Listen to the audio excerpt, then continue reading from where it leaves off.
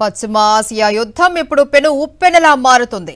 బుధవారం తెల్లవారుజామున ఇరాన్ తన 35వ విడత ఆపరేషన్ను ప్రారంభించింది.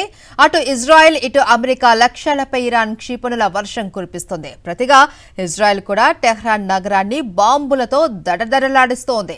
కేవలం ఇరాన్, ఇజ్రాయెల్ మాత్రమే కాకుండా సౌదీ అరేబియా, యుఏఈ, బహ్రెయిన్ వంటి దేశాల వైపు కూడా యుద్ధం విస్తరించింది. అర్ధరాత్రి వేళ పశ్చిమ ఆసియా అంతటా సైరన్ల మోత మార్మోగుతుంది. ప్రజలు బిక్కుబిక్కుమంటూ బంకర్లలో తలదాచుకుంటున్నారు. ఇరాన్ రెవల్యూషనరీ గార్డ్స్ ఐఆర్జీసీ ఒక్కసారిగా ఇజ్రాయెల్ మధ్యంతర ప్రాంతాలపై, అమెరికా మిలిటరీ బేస్లపై విరుచుకుపడ్డాయి. ఇరాన్ తన 35వ విడత దాడులను ప్రారంభించినట్లు ప్రకటించింది. వందల సంఖ్యలో డ్రోన్లు, బాలిస్టిక్ క్షిపణులను ఇజ్రాయెల్, అమెరికా మిత్ర దేశాల వైపు ప్రయోగించింది. లెబనాన్ రాజధాని బీరుట్పై ఇజ్రాయెల్ భీకర దాడులు చేస్తోంది. హిజ్బుల్లా స్థావరాలే లక్ష్యంగా జరిగిన ఈ దాడుల్లో మంగళవారం ఒక్కరోజే 95 మంది ప్రాణాలు కోల్పోయారు. ఈ యుద్ధం ఇప్పుడు ఇరాన్, ఇజ్రాయెల్ మధ్య పరిమితం కాలేదు. Saudi Arabia, UAE, Bahrain, Kuwait, Qatar వంటి దేశాల గగన తలంలోకి ఇరాన్ డ్రోన్లు చొచ్చుకొస్తున్నాయి. ఇప్పటి వరకు ఒక్క యుఏఈ పైనే 1400కు పైగా డ్రోన్లతో ఇరాన్ దాడులకు తెగబడటం పరిస్థితి తీవ్రతను తెలియజేస్తోంది.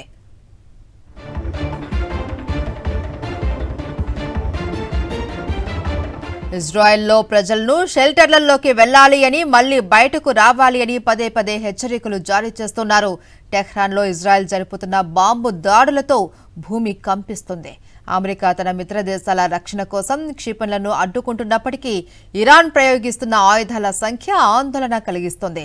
ఈ యుద్ధ జ్వాలలు ఇంధన సరఫరాను మాత్రమే కాదు, ప్రపంచ శాంతిని కూడా కాల్చివేస్తున్నాయి. యుద్ధం మొదలైనప్పటి నుండి ఇప్పటి వరకు 1940 మంది ప్రాణాలు కోల్పోయారు. వీరిలో అత్యధికులు ఇరాన్ పౌరులే.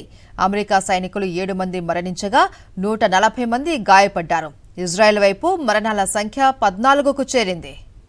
ఇరాన్లోని చారిత్రక నగరం ఇస్ఫహాన్లోని యునెస్కో ప్రపంచ వారసత్వ సంపద సైతం ఈ బాంబు దాడుల్లో దెబ్బతింది. ఆసుపత్రులు, పాఠశాలలు, మసీదులు అనే తేడా లేకుండా దాడులు జరుగుతూ ఉన్నాయని స్థానికులు ఆవేదన వ్యక్తం చేస్తున్నారు. ఆకాశం నుంచి నిప్పులు కురుస్తూ ఉంటే అరబ్ దేశాలన్నీ అగ్నిగుండంలా మారాయి. ఈ యుద్ధం ఇంకెన్ని ప్రాణాలను బలి తీసుకుంటుందో అని ప్రపంచం భయాందోళన వ్యక్తం చేస్తోంది.